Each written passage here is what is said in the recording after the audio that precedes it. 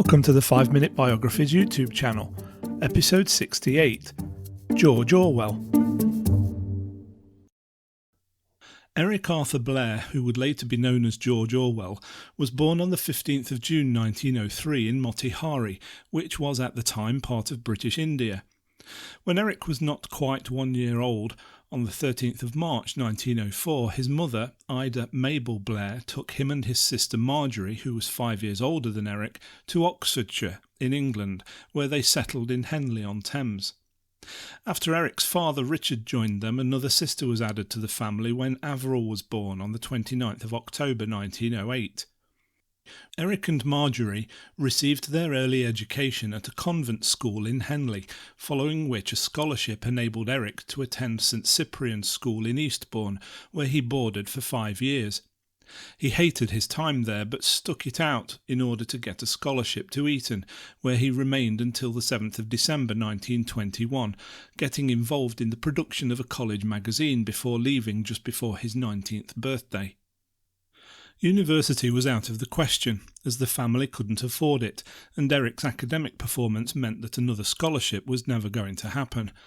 The family therefore decided that he should join the Imperial Police, which would later become the Indian Police Service. After cramming to pass the entrance exam, he decided on a posting to Burma, as his maternal grandmother still lived in Moulmein. By the 29th of November 1922, he had been appointed Assistant District Superintendent. Whilst in Burma, Eric contracted dengue fever, and so he returned to England to recuperate. Although technically on sick leave, Eric decided against returning to Burma after he recovered and resigned on the 12th of March 1928 with the intent of becoming a writer. His experiences of life in the Indian police force influenced the 1934 novel Burmese Days and 2 essays, a hanging which was published in 1931 and Shooting an Elephant which was published in 1936. Later in 1928, Blair moved to Paris and started to write novels as well as provide political journalistic pieces which were published in Monde, with most of his focus being on the destructive forms of poverty. His experiences in Paris were not all positive. He fell seriously ill in 1929 and had to be admitted to hospital, and shortly afterwards all his money was stolen from his lodging house. He later described his experience in hospital in the essay How the Poor Die, which was published in 1946. After a 2-year stint in Paris, he settled with his parents for the next 5 years at their house in South Wold on the Suffolk coast. He started to contribute regularly to the literary journal New Adelphi at this point, whilst also contributing to other publications such as the New Statesman.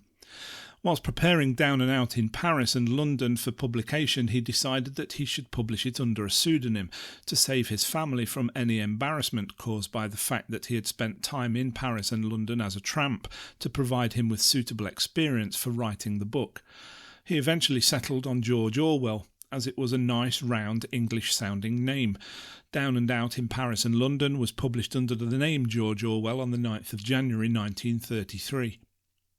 He set about preparing his next novel, Burmese Days, for publication, whilst at the same time working on a new one called A Clergyman's Daughter, which was published on the 11th of March 1935. Burmese Days was published in June the same year. This was followed by The Road to Wigan Pier in 1937. The first part of this book was a commentary on the social conditions of the north of England around Yorkshire and Lancashire. The second part of the book was a long essay that included notes about his upbringing and also included an argument for socialism. The book resulted in Geroge Orwell being the subject of surveillance by Special Branch, which is part of the British Police Service that deals with matters of national security, for the next 12 years. In 1935, during some time spent in London, Geroge Orwell had met Eileen O'Shaughnessy at a party that had been arranged by his landlady. On the 9th of June 1936, the couple were married, but in December the same year he decided to travel to Spain to fight in the Spanish Civil War on the side of the Republicans. Due to his previous police training, he was quickly advanced to the rank of corporal, but didn't see much action until he reached the front, where he was wounded in the throat by a sniper's bullet. He received electrotherapy treatment but was declared unfit for service. By July 1937, Orwell was back in England and settled down to recount his Spanish Civil War experiences in his book Homage to Catalonia. In March 1938, George Orwell had another health scare and was admitted to Preston Hall Sanatorium, where he was thought to be suffering from tuberculosis. To aid his recuperation and to avoid the British winter, he only stayed there until September, after which he and his wife travelled to Marrakesh in French Morocco, where they rented a villa near Casablanca. Whilst there, Orwell wrote Coming Up for Air. He travelled back to England in March 1939, and Coming Up for Air was published in June, the same month in which George Orwell's father, Richard Blair, died. When the Second World War broke out, Eileen found work at the Ministry of Information in the censorship department, but although George submitted his name for war work, nothing was offered to him. He was declared unfit for any kind of military service by the Medical Board in June 1940, but got involved in the war effort by joining the Home Guard. In August 1941, he obtained full-time work at the BBC, supervising cultural broadcasts to India to counter the propaganda coming out of Nazi Germany.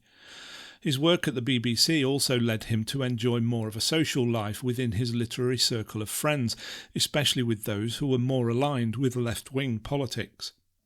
At the same time, Orwell started to contribute regularly to Tribune, a left-wing weekly publication. In early 1943, at around the same time as his mother died, George Orwell revealed to his friends that he was working on his next book, which turned out to be Animal Farm, which would eventually be published on the 17th of August 1945.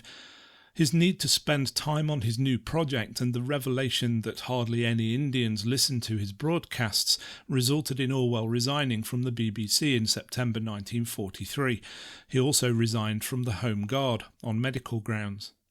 In September 1944, the Orwells moved to a new home at 27B Canonbury Square in Islington, London, where they were joined by an adopted son called Richard Horatio Blair.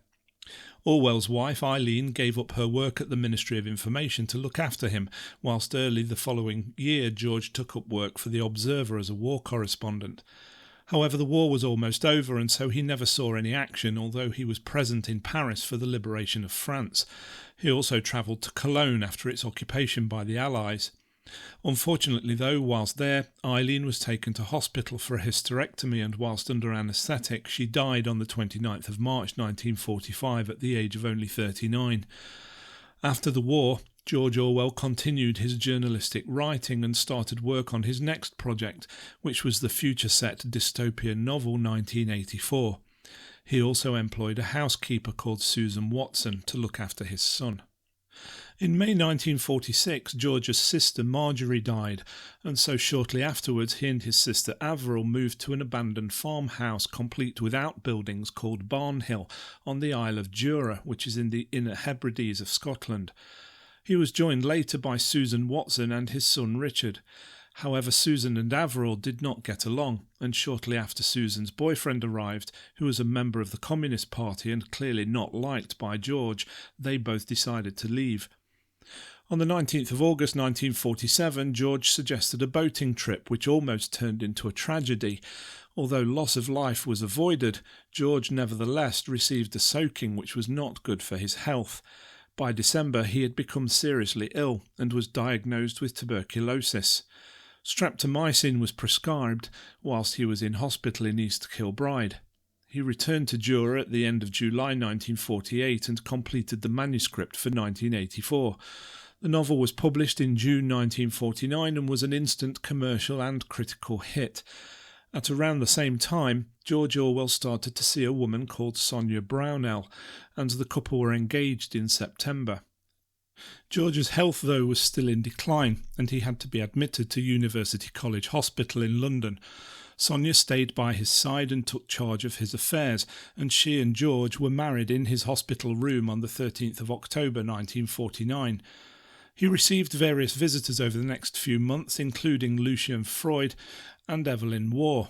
Plans were made for George to visit the Swiss Alps in the hope that the mountain air would help recovery, but these plans were never really taken seriously, as by then he was too ill to travel.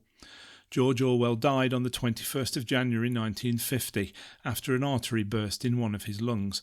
He was 46 years old.